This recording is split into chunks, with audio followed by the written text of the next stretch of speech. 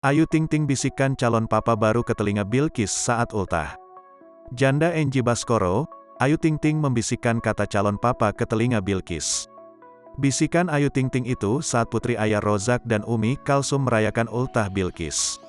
Di doa Ayu Ting Ting tersebut, juga terungkap selama ini Bilqis tampaknya belum ingin ada keinginan punya ayah sambung. Putri semata wayang Ayu Ting Ting, Bilqis Humairah Razak baru saja merayakan ulang tahun.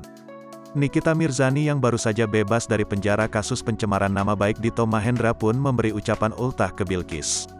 Selamat ulang tahun Bilqis, kata Nikita Mirzani di akun Ayu Ting Ting 92.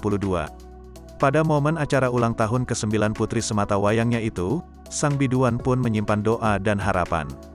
Ayu Ting Ting berharap segera dipertemukan dengan jodohnya, agar Bilqis memiliki sosok ayah.